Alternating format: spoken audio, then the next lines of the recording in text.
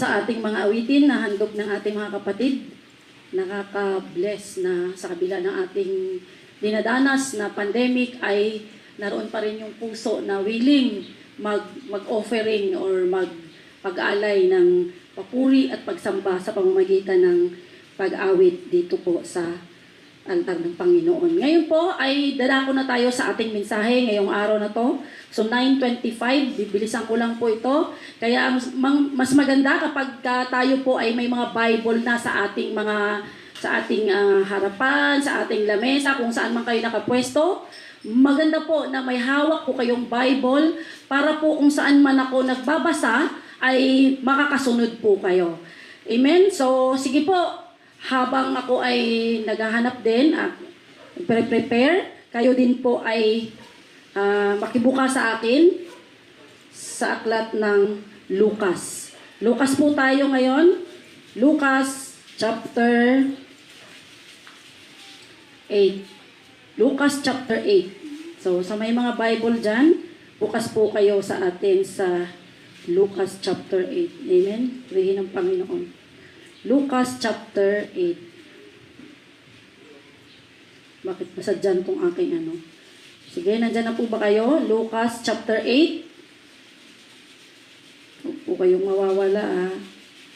Magandang umaga po sa lahat ng ating mga tagapakinig abroad, sa ibang bansa, ating mga Korean sponsors, annyeonghaseyo, mga taga-probinsya, mga Bisaya, mga adlaw, sa atong tanan, mga Tagalog, kung saan mang dako po tayo ay binabati po natin ang lahat. Salamat po sa patuloy ninyong pakikiisa, pakikibahagi at pagsuporta po, hindi sa akin, kundi sa gawain ng Panginoon. Ang Panginoon na po ang patuloy na magpala at magbalik sa inyo ng lahat ng inyong pagpapagal para sa kanyang gawain.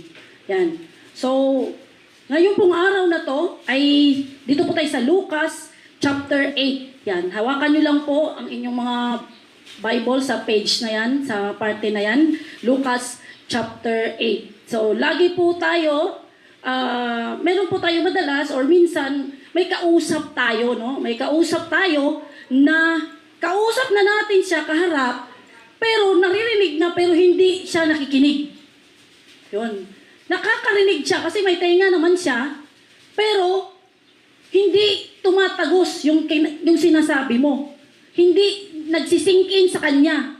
Kausap mo lang siya, nasa harapan mo siya, pero yung hindi niya napakikinggan. Naririnig niya, pero hindi niya naririnig. Ang gulo no? Naririnig niya, pero hindi niya nadidinig. Pwede ba yun? Okay. So, merong ganon, nakakaasar yun, kausap mo, pero ang layo niya. Hindi kayo nagtagpo.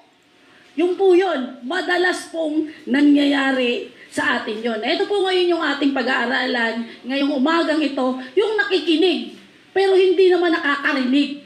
Ayan. Yan yung ating pag-uusapan. Lucas chapter 8, verses 4 to, saan ba tayo?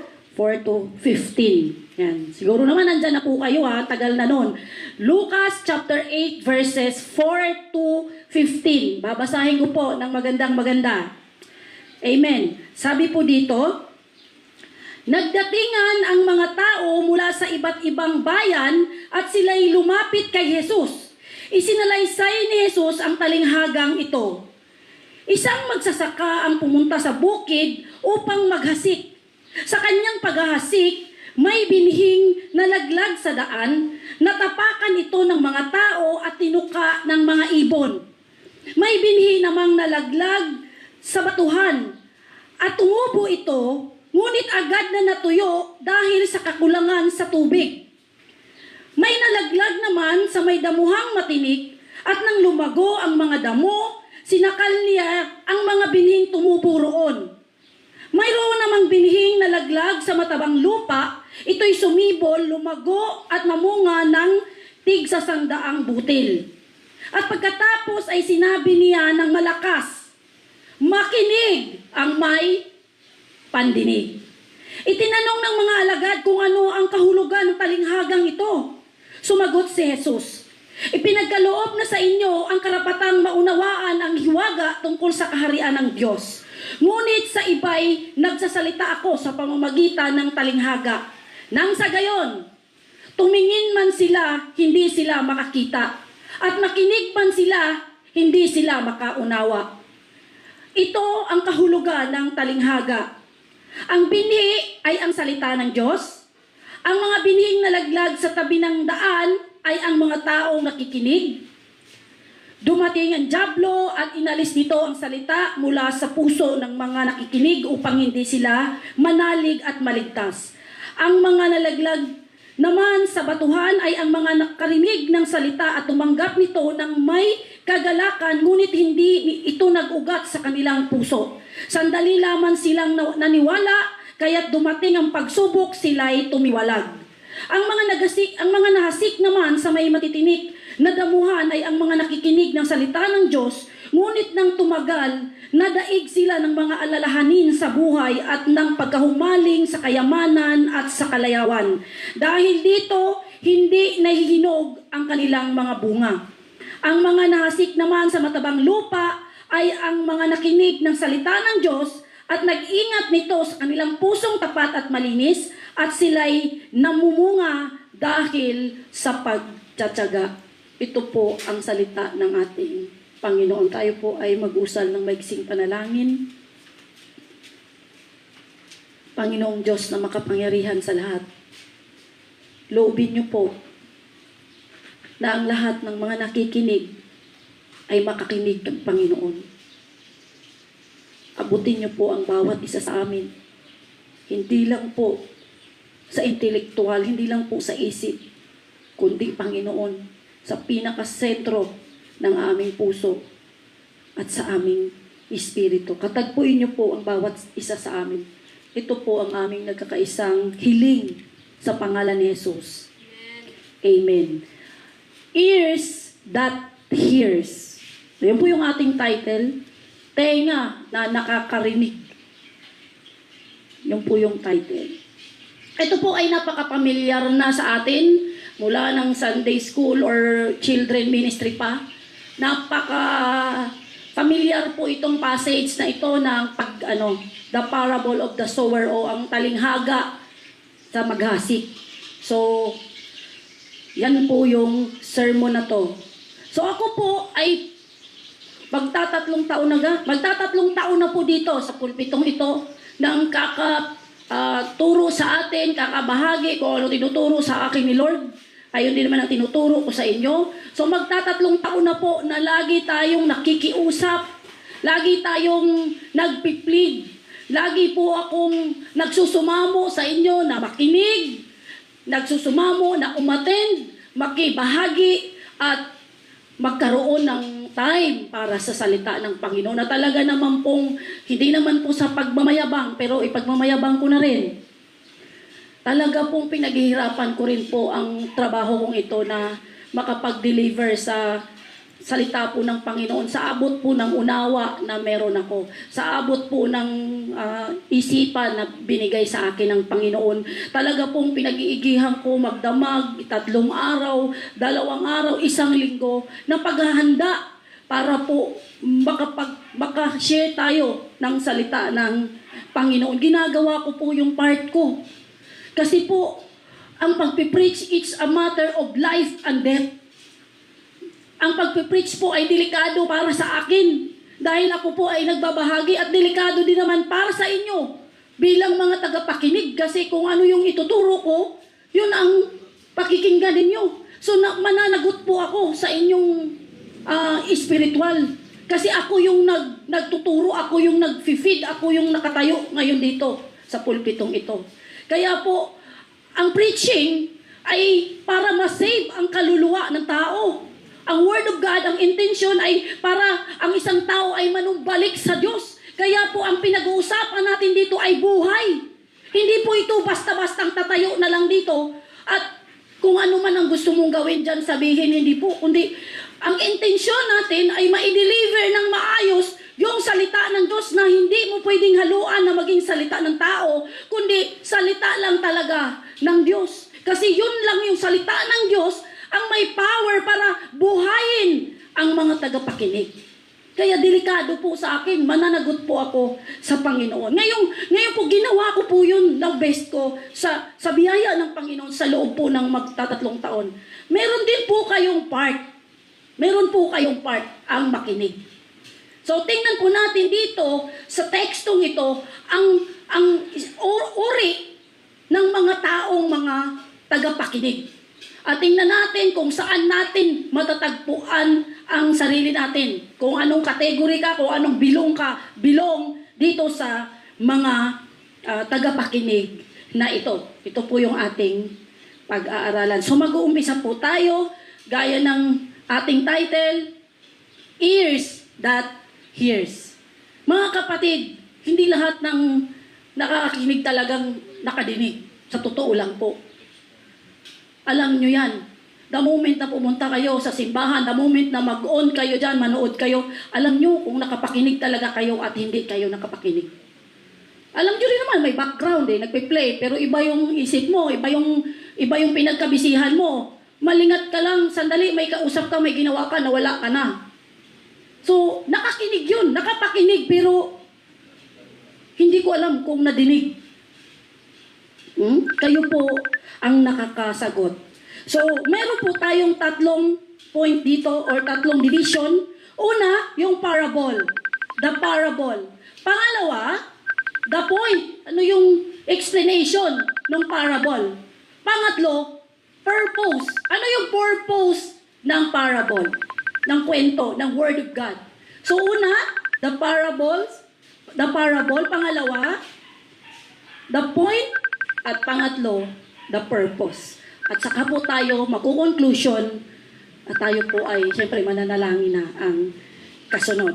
Okay, ang gagawin ko po, babasahin ko yung parable, tapos babasahin ko rin yung paliwanag niya, yung point. So magkasabay na yung dalawa. Yung parable at saka yung point. Sige po, mag-umpisa na tayo. Dito po tayo sa verse 4. Sabi dyan, ang talinghaga tungkol sa maghahasik. Nagdatingan ang mga tao mula sa iba't ibang bayan at sila'y lumapit kay Jesus.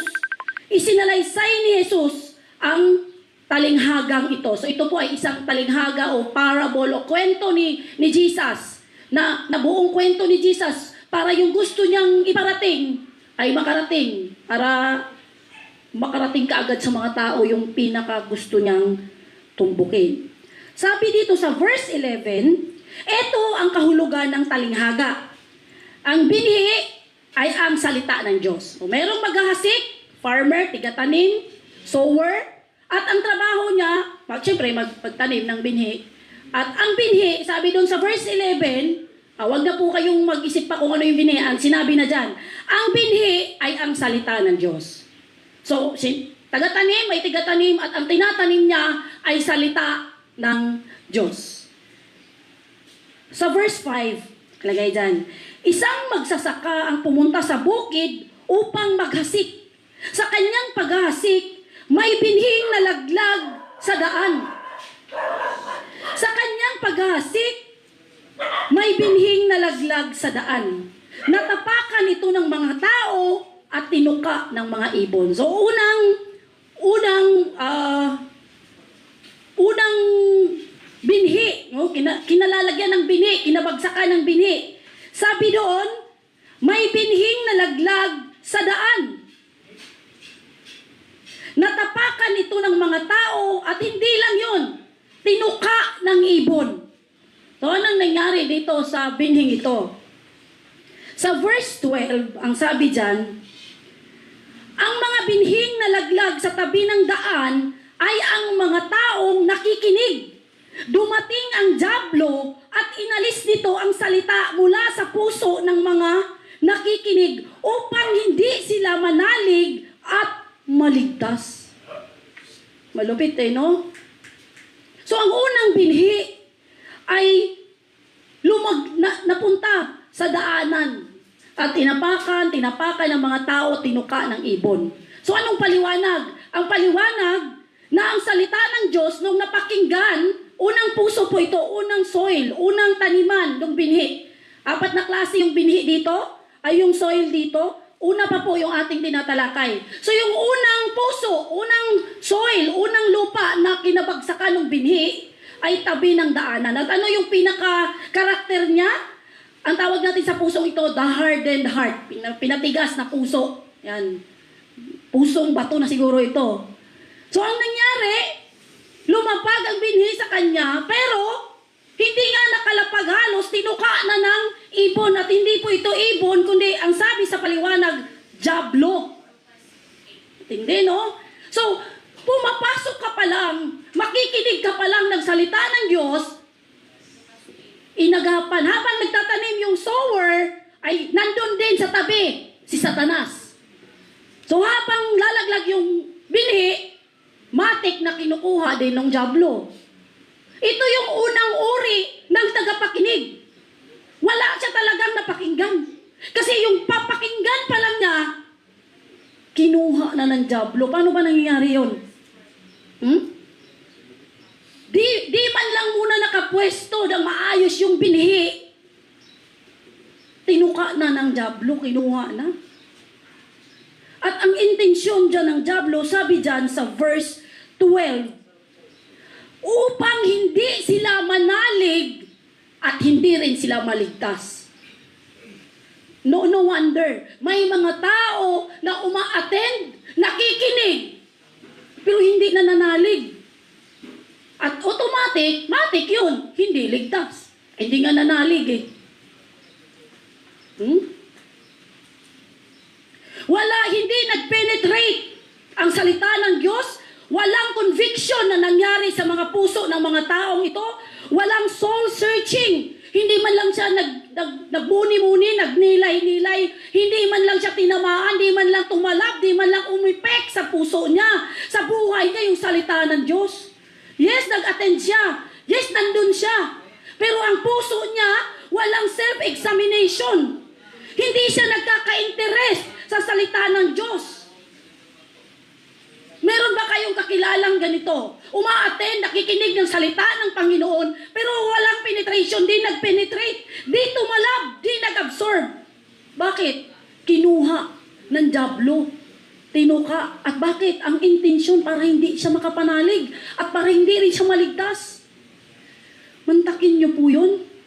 Yung po yung unang puso, mga tao na dumadalo, uma-attend, meron naman pumupunta, pero hindi nag-penetrate sa kanila ang salita ng Diyos. Hindi tumalab, walang ka-epek-epek sa buhay nila. Tinuka ng jablo. Yun po yung unang puso. Tingnan po natin yung pangalawang tagapakinig. Una po yun hindi man lang tumalab sa kanya. So ang puso niya ay pinatigas. Verse 6 po tayo. Dito po tayo sa verse 6. Pangalawang puso na tayo, pangalawang uri ng tagapakinig. May binhi namang nalaglag sa batuhan at tumubo ito, ngunit agad na natuyo dahil sa kakulangan sa tubig. At ang paliwanag po niyan ay sa verse 13. So mayroong binhi na nalaglag, hindi na kanina sa tabing daan yun. Ngayon sa batuhan. Nalaglag sa may batuhan at tumubo naman. Ayun, nakapenetrate naman ng konti, tumubo eh. Ngunit, ano nangyari? Agad na natuyo dahil sa kakulangan sa tubig. So walang walang moisture siya. Hindi siya fertile, hindi siya magandang uri ng pagkatanim. Tumubo siya eh. Marami may hagis mo lang yung pakwan dyan eh. Hagis mo lang yung kamatis dyan eh. Minsan nga sa mga pader, may konting-konting lupa lang, tumubo na yung mga, kung ano-anong mga buto dyan eh, mga binhi. So kahit walang sapat na lupa, nakakatubo sila. So tingnan natin kung ano ang paliwanag. Sa verse 13, ang mga nalaglag naman sa batuhan ay ang mga nakarinig ng salita at tumanggap nito ng may kagalakan. Ngunit hindi ito nag-ugat sa kanilang puso. Sandali lamang silang naniwala, kaya't dumating ang pagsubok, sila'y tumiwalag. Ito po yung pangalawang uri ng tagapakinig. Natamnan siya, tumanggap naman itong taong ito. Anong uri ng pagtanggap niya? May kagalakan. Ay, nakaka-bless talaga, ganda ng message. Talagang nandun yung kanyang tumalab nag-penetrate tumubo Kaya lang, hindi sapat yung kanyang pundasyon. Hindi sapat, sabi dyan, ang salita na tinanggap nito, tinanggap na ng may kagalakan, ngunit hindi nag-ugat. So, parang swallow. Pangalawa natin, the swallow heart. Kanina, the hardened heart. Ngayon, the swallow heart. Parang nasa ibabaw lang. Kung baga sa ampaw lang. Wala talaga sa ilalim. Panglabas lang. Tumanggap naman at nagagalak siya. Tinanggap niya ng may kagalakan. Tumalab, nag-penetrate, nagalak, nakaramdam siya ng kagalakan sa salita ng Diyos. Ngunit, hindi ito nag-ugat sa kanyang puso. Di rin talaga lumalim. Mababaw lang ang uri ng pagkakatanim. Bakit? Ang sabi dyan, naniwala kaya't dumating ang pagsubok. Sandali lamang silang naniwala, dumating ang pagsubok at sila'y tumiwala. Siyempre, pag manipis lang yung kanyang pagkakaugat, pagkakabaon, isang hangin lang yon, isang malakas na ulan lang yon, agnas na yon. Natangay na siya ng malakas na ulan, na tubig. Ibig sabihin, itong Kristiyano, itong tagapakinig na to, yes, may alam siya patungkol sa Panginoon, pero pag nagkasakit lang yung kamag-anak niya, nawalan lang ng pagkain, nagkaroon lang ng konting problema, bagsak na ang buhay Kristiyano niya. Kaya na niyang kumasa sa mundo ulit. Nawala, sandali lang yun, kagalakan lang sa Panginoon, saglit. Pero nung nagka-problema, dumating ang, sabi dyan, sandali lamang silang naniwala, ngunit dumating ang pagsubok. Nagkaroon lang ng trial sa buhay. Namatayan lang ng isang anak. Na broken-hearted lang sa boyfriend at girlfriend. Tumalikod na, naagnas na. Ito yung uri, pangalawang uri ng puso. Yes, swallow. May moist siya, swallow nga lang, walang lalim, at excited siyang mapakinggan ang salita ng Panginoon. Tinanggap niya ng may kagalakan pero walang lalim. Alam niyo po yun? Walang lalim. Yun po yung pangalawa. Kanina, sa tabi ng daan, hindi nag-penetrate. Eto nag-penetrate, kaya lang, ababaw lang. Dito po tayo sa pangatlo. Sa verse 7. Verse 7, may nalaglag naman sa may damuhang matinik. At nang lumago ang mga damo, sinakal nito ang mga binhing tumubo doon. Ang pangatlong uri ng binhi na ito na natanim ay doon sa may damuhan. Ang sabi dyan,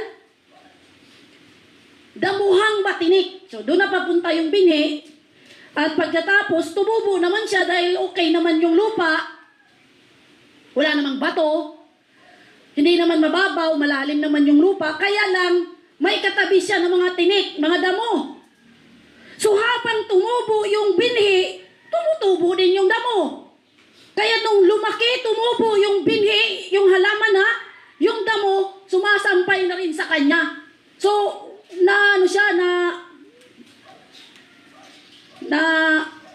ano ba tawag sa Bisaya? Doon nalalatayan. Alam sa Tagalog Kamangan. Nagagapangan siya noong mga damo. Nadadaganan siya, natatabunan siya. Kaya nakukuha lahat yung mga vitamina, yung kanyang pagtaas, ay nawalan lahat ng saysay na yun. Sabi dyan, lumago ang mga damo. Ay, sabay sila. Lumago yung binhi, lumalago din naman yung damo.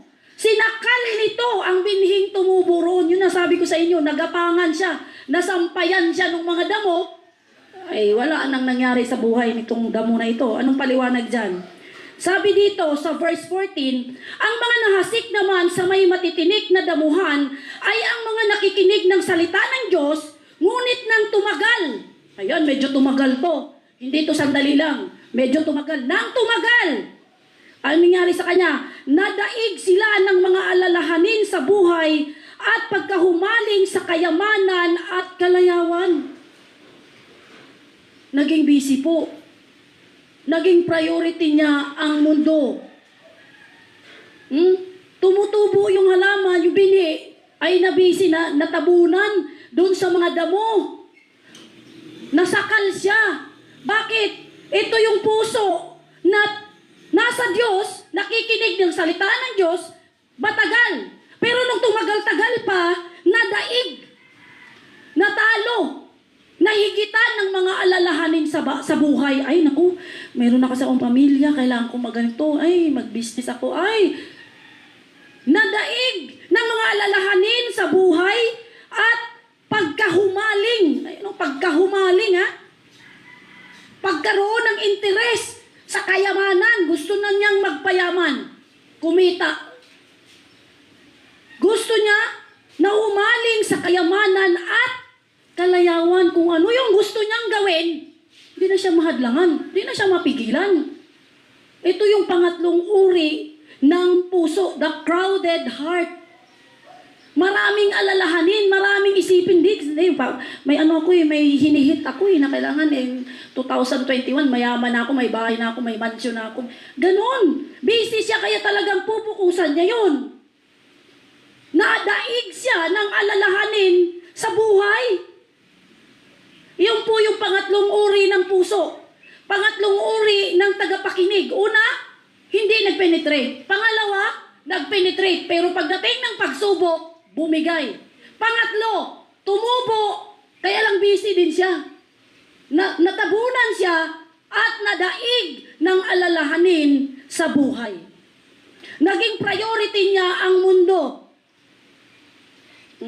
Naging priority niya ang mundo. Tingnan po natin yung pang-apat na puso. Sige, pang-apat na po tayo. Mabilis lang. Mababait kayo eh. Hindi kayo nagre-react eh. Kaya mabilis lang tayo. Okay, verse 9. 9 na ba? Hindi, 8 lang. 8 pa lang. Sorry po. Advance na mag-isip. Okay, sa pang-apat tayo na puso. Mayroon namang binhing na laglag sa matabang lupa. Ito'y sumibol, lumago at namunga ng tig-sasandaang butil. Doon sa pang-apat na puso, walang problema. Maganda ang soil, maganda ang paligid, walang damo, walang bato. Itanim yung binhi sa magandang lupa. At tumubo siya at sabi ni Matthew at sabi ni Mark, tig-30, tig-6 na po, at tig-100 yung butil niya, yung pag-uhay, pagbunga. Hindi po isang piraso lang ang bunga. Makita mo kaagad sa kanya 30. Makita mo kaagad doon sa halaman na yun 60. Makita mo kaagad sa halaman na yun 100 yung mga tangkay, yung mga bunga niya, yung mga uhay. Di ba alam niyo yung palay? Pag gumano na, bilangin mo yung ilang pirasong, ano yan? Abang tawag doon? Butil. Dami yun. Halata kaagad. Halata kaagad yung bunga sa kanya. Ay, palayan, dami oh. Isang uhay lang, grabe yung nakalaglag. Kitang-kita agad. So ito po yung pang-apat na uri ng puso. Ito po yung receptive heart. Receptive heart. Nakakatanggap siya ng salita ng Panginoon at hindi lang siya nakatanggap, kondisyon. Tumubo, nagbunga, maganda ang lupa, moist, at talagang nabungkal, nakalkal siya, kaya talagang nakapag-ugat siya ng mabuti. Prepared ang lupang ito. At syempre, yung bunga niya, yun ang maganda eh. Obvious sa buhay niya. Kitang-kita, hindi po isang piraso ang bunga dito. 30 ang pinag-uusapan natin dito. 30, 60, 100. Ito po yung apat na uri ng tagapakinig. So, natapos po natin yung parable, natapos po natin yung point, dito po tayo sa purpose. Anong purpose ng parable na to? Bakit kailangan ikwento ni Jesus to? Bakit kailangan buuin ni Jesus tong kwento na to? Kasi hindi po ito totoo. Kwento lang po ito ng ating Panginoon. So, ano ang purpose niya? Bakit niya pinapaliwanag, ang gusto niyang ipaliwanag sa paraan ng isang talinghaga? Ba't di na lang niya tumbukin? Tingnan natin kung ano ang purpose ng Panginoon. Verse 9. Itinanong ng mga alagad kung ano ang kahulugan ng talinghagang ito. Nagtanong sila, curious sila. Sumagot si Jesus. So ang mga alagad ay kasama ng Panginoon kasi sabi doon sa verse 4, nagdatingan ang mga tao, maraming tao, mula sa iba't ibang bayan. So crowded po ito. Crowded, matao. Parang namimigay po ng ayuda. Daming tao, pila. So nagtanong ang mga alagad, hindi sila nakontento sandali lang. Parang may gusto kang iparating Panginoon eh. Hindi kami satisfied sa kwento mo. Kaya nagtanong sila. Sabi diyan, itinanong ng mga alagad kung ano ang kahulugan ng talinghagang ito. Sumagot si Jesus, ipinagkaloob sa inyo ang karapatang maunawaan ang hiwaga tungkol sa kaharian ng Diyos, ngunit sa iba'y nagsasalita ako sa pamamagitan ng talinghaga. Nang sa gayon, tumingin man sila'y hindi sila makakita at makinig man sila'y hindi sila makaunawa. Hindi po sapat na may tenga ka lang. Hindi po sapat na naririnig mo lang ako, kapatid. Hindi po sapat yung physical na tenga na nakikita ay kumpleto eh. Pumasok, may tenga naman siya, narinig niya malamang. Hindi po sapat yun. Hindi po yung tenga na sinasabi yung ito, sabitan ng hikaw, hindi po yan. Tenga na yan sinasabi. Kundi yung ating spiritual na pandinig, spiritual na buhay, na makakarinig ng salita ng Panginoon. Yung kapag narinig mo ang salita ng Diyos, tumagos sa'yo. May conviction sa buhay mo. Nagkakaroon ka ng self-examination, nagkakaroon ka ng soul-searching, nagkakaroon ka ng conviction sa buhay mo, sa puso mo, sa sarili mo, sa pagkatao mo. The moment na ikaw ay makarinig. Nakakasyak po yung verse na to. Bakit siya nakakasyak? Kasi sabi ni Jesus dyan, sa inyo, pinagkaloob. Bono sa inyo, regalo sa inyo na makarinig kayo. Sa iba, sabi dyan, sa iba, nagsasalita ako sa pamamagitan ng talinghaga. Nang sa gayon, tumingin man sila ng tumingin, hindi sila makakita, at makinig man sila ng makinig, hindi sila makarinig. Nakakasyak po kasi ang intensyon po ng Word of God, ng binhi, ng talinghaga ay dalawa. Una, para doon sa mga pinili niya na makaunawa ng lihim niya. At pangalawa, para husgahan itong kabila na hindi sila makapakinig. Mag-lock yung puso nila. Matindi. Dalawa po ang ginagawa ng Word of God. Una, buhayin ang mga pinili niya. Pangalawa, hindi bubuhayin yung isa. Sa halip, hindi siya makaunawa. Sa halip, hindi siya makakita kahit hanapin niya pa. Tumingin man siya ng tumingin, hindi siya makakita. Makinig man siya ng makinig, hindi siya makapakinig. Shock po, nakakashock po ito. Bakit ganito ang salita ng Diyos? Bakit may isa na bibless? Ba't yung isa na namamatay? Pero ito ang gusto ng Diyos eh. Sabi niya, iyan ang intention ko eh. Sa inyo, pinagkaloob na malaman. Kaya kayo nagbubunga, kaya kayo tumatago sa inyo, tumatalab sa inyo. Pero sa iba, sinadya ko to. Kwento lang sa kanila, na-entertain sila sa kwento. Abay, usong-usong naman ang kwento ng mga pagtatanim doon dahil mga farmers sila. Kaya parang, ay, ang galing, na-entertain tayo, ang galing ng kwento. Kwento na lang sa kanila yon. Pero hindi tumatalab sa kanila. Kasi ang intensyon ng Panginoon hindi tumalab sa kanila. Hindi makita, hindi nila malaman ang lihim, hindi nila madinig yung dapat nilang pakinggan. Nakakatakot po.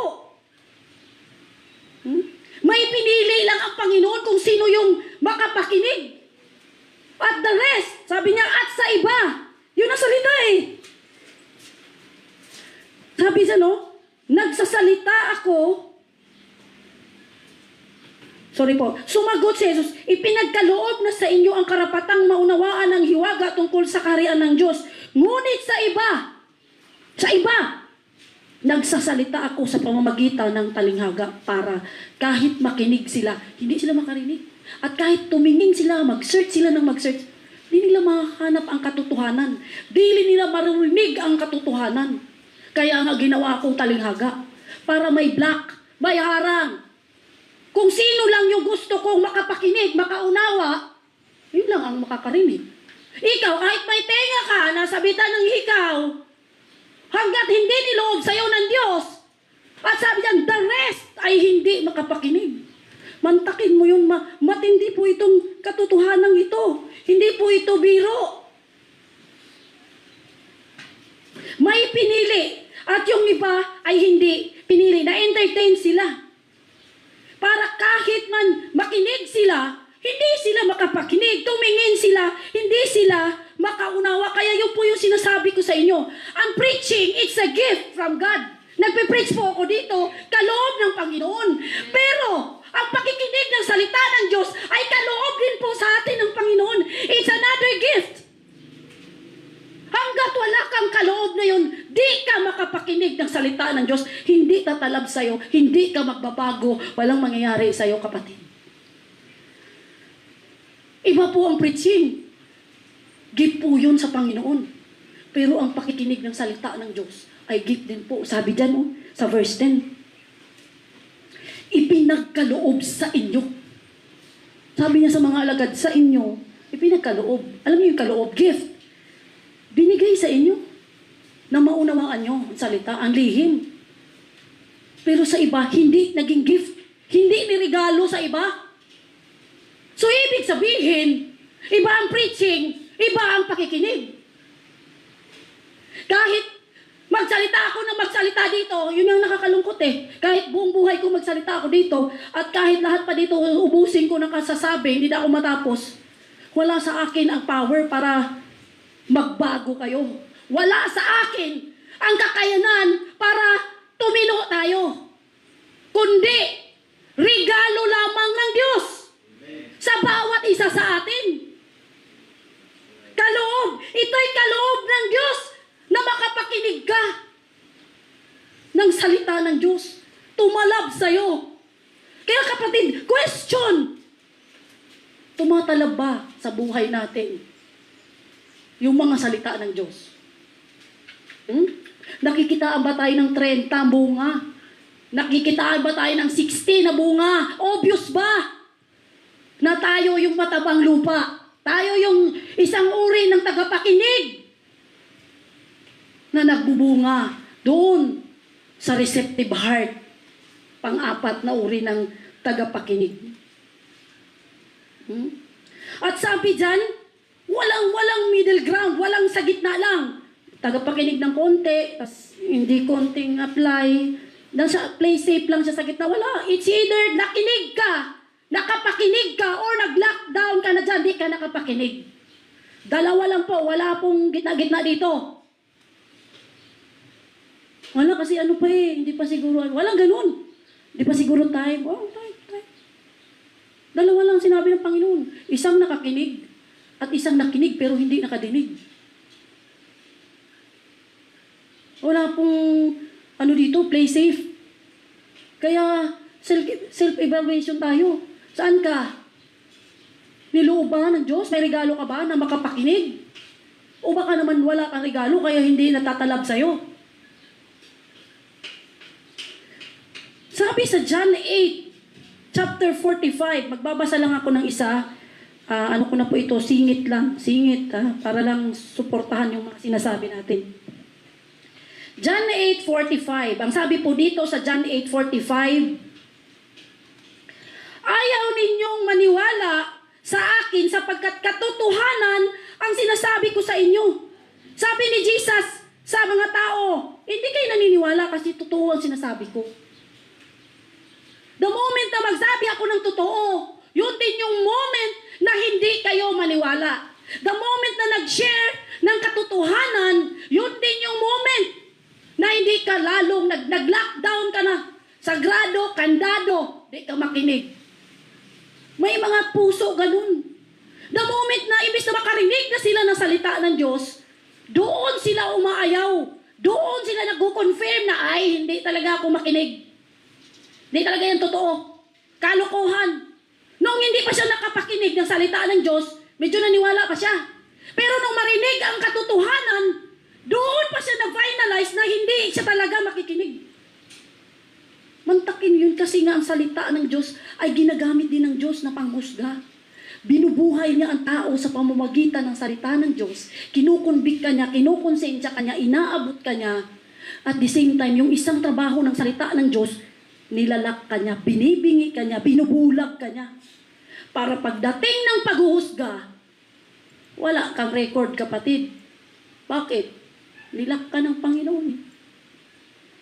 Di ka maka-access sa katotohanan. The moment na siniran ka, doon ka pa nagmatigas. Sabi ni Jesus nung sinabi ko sa inyo ang katotohanan, di kayo maniwala. Bakit? Totoo kasi sinasabi ko. Ayaw ng katotohanan. Ayaw nilang mapagsabihan sila. Ayaw malaman. Ayaw matuwid. Gusto lang nilang marinig yung gusto nilang pakinggan. Encouragement, pagpapala, yun yung gusto nilang marinig. Blessing. Pero pag pinakialaman ng buhay, ay wala yan, kalokohan yan. Dalawa. Una, para buhayin, para makinig yung mga niluloob niyang makapakinig. Pangalawang trabaho ng Word of God, bingihin, bulagin ang mga hindi niya pinili. So ang tayong mga tagapag-share ng salita ng Diyos, wag po tayong, yes, nag-share tayo, pero ang labanan po dito, sa 4 na trabaho mo, 3. 3 ang sa batuhan, sa daanan, sa tinikan. 1 lang sa matabang lupa. Kaya, hindi ka dapat magalit sa kanila, ba't hindi sila nagre-response? Maawa ka pa nga sila sa kanila Habaan mo pa yung pasensya mo, bakit? Baka doon sila sa 3. Hindi tayo magagalit, ba't hindi sila nagre-response? Maaawa na ako, naawa po ko Nagpasalamat ako sa Panginoon, nandito po ako, niloob ng Diyos na ako'y makapakinig. Sa iba po, nahahabag ako. Pag the more na ayaw nila, the more na sinusuyo ko sila, the more na inaamo mo, the more na naaawa ako kasi nakikita ko. Hindi sila nagre-response. Baka dito sila sa 3 ito, pero hindi tayo naghuhusga. Diyos lang ang may karapatang maghusga sa atin dito. Hindi ka dapat magalit. Bakit to si tagal na namin inaano, ayaw man lang. Maawa ka sa kanya, kapatid, ipag-pray mo siya. Na maging matabang lupa yung puso niya. Baka nandun siya nabilong sa 3. Hindi dapat tayo nagagalit. Hindi dapat tayo naghuhusga. Hindi dapat natin tinutuldukan ang buhay ng bawat isa sa atin. Dahil hindi pa tapos ang Diyos. Hanggat nabubuhay tayo sa mundong ito, hindi pa tapos ang trabaho ng Panginoon sa buhay natin. Continue na binabago tayo at patuloy araw-araw na tinitino tayo ng Panginoon. Hindi natatapos. Saan matatapos kapag tayo ay nasa langit na? Walang perpekto. Kaya wala po tayong karapatan na magalit, maghusga, umayaw sa trabaho, magreklamo, magalit, mang-away, mang-condemn. No. N-O. Spell no. Wala po tayo doon. Kaya dapat mga tagapag-share, maawa ka. Dahil ang labanan pala dito ay 3:1. Sa 4 na trabaho mo, 1 lang. Matabang lupa dyan. Maawa ka dun sa 3. Ipanalangin mo sa Panginoon. Loobin ng Diyos na regaluhan din sila ng tengang nakakarinig. Huwag mo na silang awayin.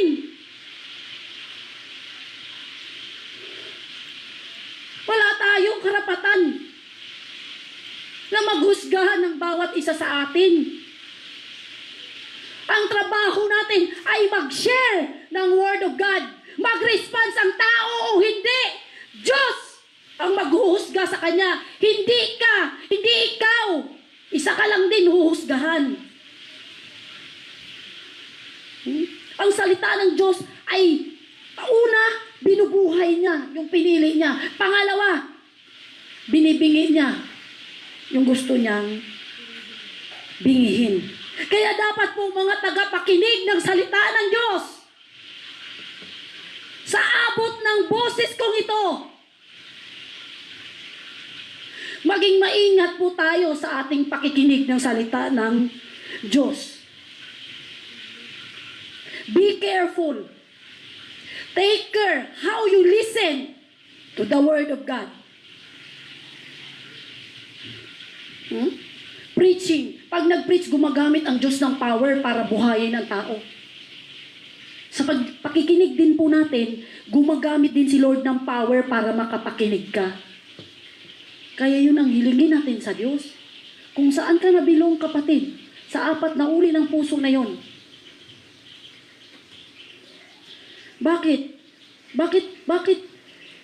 Bakit kailangan nating maging maingat sa pakikinig? Bakit kailangan metikuloso ng sobrang ganyan? Dami namang chichiburitsi dyan. Bakit? Bakit kailangan pa talagang seryoso ba talaga? Yes! Buhay po ang nakataya dito. Buhay na walang hanggan. Kaya po sa pagsisimba natin, sa pakikinig natin ng salita ng Diyos, makikinig ka na rin lang, magsisimba ka na rin lang, todo mo na yan, kapatid. Sabado pa lang, prepare ka na yung mga labada, yung mga lutuin. Magadubo ka dyan para paglinggo di ka malate. Maligo ka na, Sabado ng gabi. Plansahin mo na yung mga damit mo. Lahat ng mga lakad mo. Lahat ng mga gawain mo. Pag oras na sa Diyos, oras na sa Diyos. Ang haba ng oras mo, Lunes, hanggang Linggo, hanggang Sabado, 6 na araw sa Diyos, 1 oras lang. Di mo pa maibigay? Grabe ka naman. 1 linggo kang sinuportahan ni Lord ng lakas. 1 linggo kang iningatan. 1 linggo kang pinagpala. 1 linggo kang kumain. Pero yung 1 oras, 2 oras, hindi buong linggo ka nasa Diyos, ha? Hindi ka 1 buong araw nasa simbahan. 1 oras lang, 2 oras. Kagaya ngayon, lumampas na ako ng... Ilang oras na ba? 10 minutes na ako lampas. 9:30 ako nag-umpisa eh. Dapat 10, tapos na ako. Bakit kailangan? Dahil po, delikado. Crucial po ang pinag-uusapan natin ito, hindi lang po tenga, kundi kaluluwa. At sabi po dito, sa verse 18, babalang po kayo sa Lucas, sa verse 18, kaya pagbutihin ninyo ang inyong pakikinig. May warning po ang Panginoon, di po nagkukulang ang Panginoon sa atin. Pagbutihin ninyo ang inyong pakikinig, sapagkat ang meron ay bibigyan pa, ngunit ang wala ay aalisan pa, pati na ang inaakala niyang nasa kanya. Matindi. Verse 18. Pagigihan yung pakikinig. Kasi bakit? Yung nasa iyo, dadagdagan pa.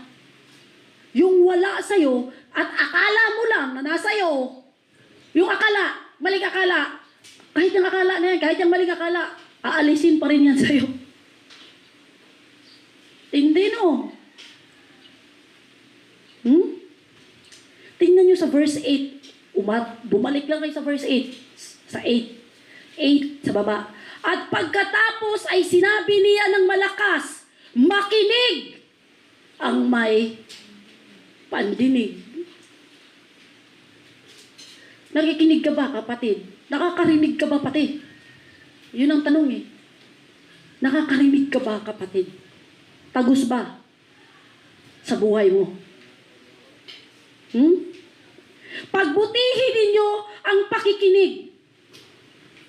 Bakit? Kasi yung meron dadagdagan pa. Anong meron? Yung excited mo, yung excitement mo na makinig ng salita ng Diyos, yung karunungan mo na nalaman, yung katotohanan mo na nakuha sa Panginoon, yung pagpapala mo na tinatamasa sa Panginoon, sa pakikinig mo, dadagdagan sa iyo ng Panginoon. Amen? Lahat ng knowledge nung nakinig ka, lahat ng excitement na meron ka para sa salita ng Diyos, lahat ng meron ka na, dadagdagan sa iyo ng Panginoon kapag ikaw ay nakinig na mabuti. Pero, May negative eh. Hmm? Kanina, kung meron kang excitement, meron kang knowledge, meron kang desire, meron kang passion, meron kang willingness, lahat ng ito, dadagdagan pa sa iyo ng Panginoon. Mas lalo ka magiging interesado, mas lalo ka magiging mainit, mas lalo ka magiging maalab, mas lalo mong nanaisin pa na makinig ng salita ng Diyos. Bakit? Dadagdagan sa iyo eh. Dadagdagan sa iyo ng Panginoon. Yun ang promise eh. Ang negative, eto. Yung nawala sa iyo, na tinuka sa iyo ng dyablo, at sinampayan ka na ng mga tinik, at walang lupa, walang penetrate. Akala mo, Christian ka kasi nagsisimba ka. Maling akala, kukunin pa yan sa iyo ng Panginoon. Walang ititira sa iyo, kapatid. Yan po yung nakakatakot na katotohanan. Mga kapatid, sa oras na to, marami pa po tayong Word of God na maririnig mula sa araw na to. Nagigiusap po ako sa inyo. Nagsusumamo. Kung pwede lang po, lumuhod ako sa harapan ninyo isa-isa. Para po makiusap sa inyo na makinig lang kayo. Tatrabahuin ko pong mabuting mag-aral. Para po pare-parehos tayong kakain ng salita ng Diyos. Marami po akong gustong gawin. Bata pa po ako. Pero, lahat po yun halos inaayawan ko na. Kahit mag-Facebook, dinidelete ko na yung messenger ko. Minsan gusto kong mag-YouTube, gusto kong mag-vlog, gusto kong gumala, gusto kong...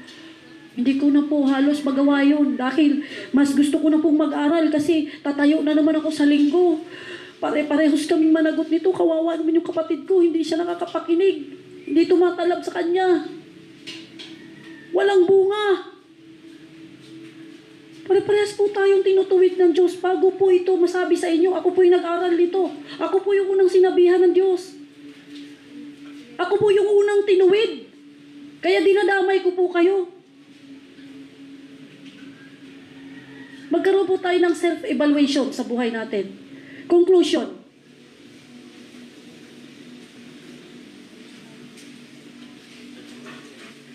Saan ka ngayon, kapatid? Saan sa uri? Saan ka dun sa 4 na uri ng puso? Ikaw ba yung hindi man lang tumalab? Pumunta sa simbahan, natulog lang. Ang ganda ng boses. Ganda ng boses ko. Parang lullaby. Nakakatulog. O ikaw yung masaya naman tumanggap. Pero hindi tumagos. Karoon lang ng konting suliranin, surrender na.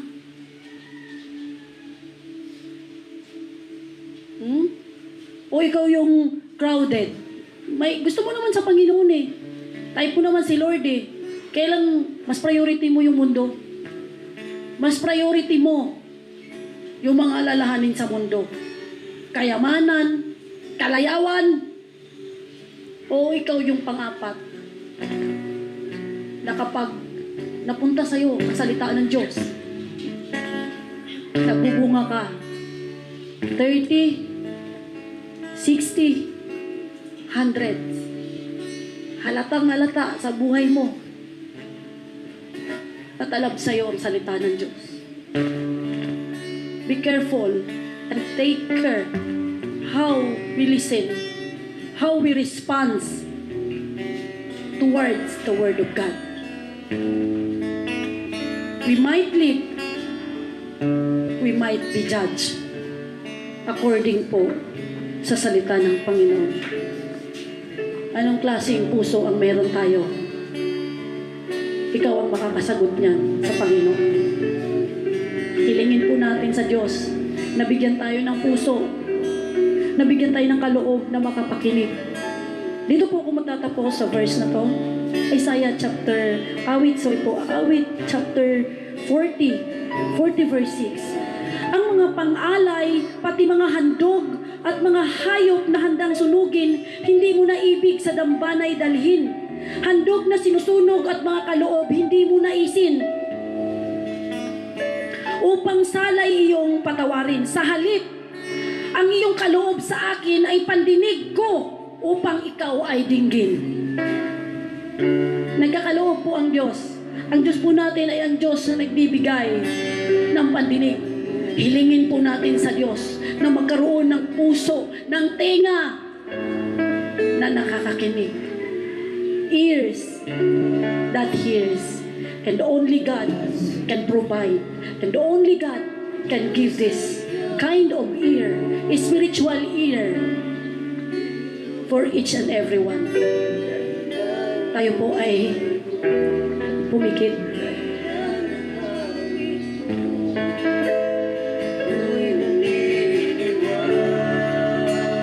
Hallelujah, Jesus. Lord, we thank you so much again for a wonderful day. The truth you have given us, you taught us, Panginoon, for us to continue to live, Panginoon, spiritually. Hindi lamang, not by bread alone, but by the word that comes from your mouth, Panginoon.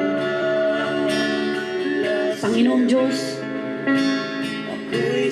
wala pong power ang salita po. Pero buong puso po akong nanampalataya sa salita mo, O Diyos, na siyang may kapangyarihan na buhayin ang bawat isa sa amin, Panginoon. Lord, loobin niyo po, O Diyos, na lahat kami ay makapakinig. Gaya ng bilin mo, Panginoon, makinig ang may pandinig. Maraming salamat po, Diyos. Patuloy niyo po kami pinaalalahanan, winawarningan, at hinihikayat, Panginoon. Maraming salamat po, Diyos. Hindi kami tapat sa inyo, pero lagi ka pong tapat at hindi nagkukulang sa amin, O Diyos. Lagi ka namin, Lord, tinatabla, pero tapat ka pa rin po sa bawat isa sa amin. Bigyan kami ng hininga, bigyan kami ng lakas, bigyan kami ng kaalaman, bigyan kami ng karunungan, bigyan kami ng paalala, Panginoon. Hindi ka nagkulang sa tanang panahon, O Diyos. Lahat po ng ito, Panginoon, ay aming ina-acknowledge. Salamat po sa mga puso na nakinig. Ito po, Panginoon, ay kaloob mo sa bawat isa sa amin. We thank you so much. We bless your name. We honor you. In Jesus' name.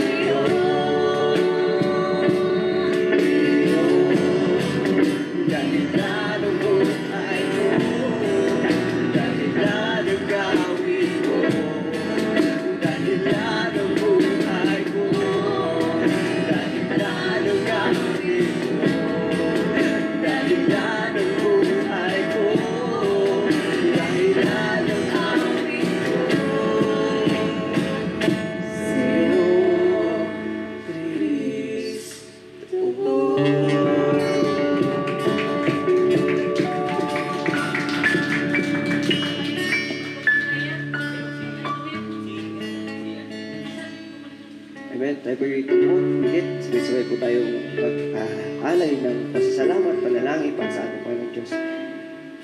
Yes, Lord God, tunay, Panginoon, na kami naniniwala, Panginoon Diyos, na yung mga nasa puso naming bato, yung mga nasa puso naming damo, yung mga nasa puso naming tinik, Panginoon Diyos, ay kayo yung magtatanggal, Panginoon. Dadalangin namin, Lord God, na kami iyong tulungan, Panginoon.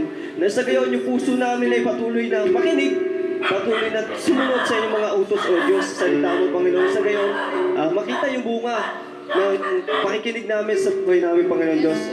Maraming salamat, O Diyos, sa mga katuruan, sa hindi paglilihim, hindi pagdamot niyo sa amin, Panginoon, ng mga katotohanan sa inyo nagmumula, Panginoon Diyos. Maraming salamat, Panginoon, sa patuloy na mga ginagamit niyo, Panginoon, na inyong lingkod, na bahaginan kami, paalalahanan kami ng gamit ng inyong mga salita, Panginoon, ng mga mensahe, O Diyos. Maraming salamat, Panginoon, sa puso mga handang makinig, handang maglingkod sa iyo, O Diyos. Muli, Panginoon, maraming salamat. Napakasarap ng inyong mga mensahe at inyong salita, Panginoon. Patuloy, Lord God, sa inyo kami nananalig, naniniwala, na sa inyo lang sagot. Ikaw yung magre-regalo sa amin ng mga bagay na wala sa amin, Panginoon. Muli, O Diyos, kabayahan sa anuman yung mga lakbayin namin, ano man yung mga gagawin pa namin sa buhay namin ito, Panginoon Diyos. Manatili ka na sa unahan namin na sa gayon, ikaw yung makita at hindi yung sarili namin, Panginoon Diyos. Muli, sa inyong pasasalamat, sa iyong papuri, kapangyarihan sa tayong Panginoon Jesus. Amen.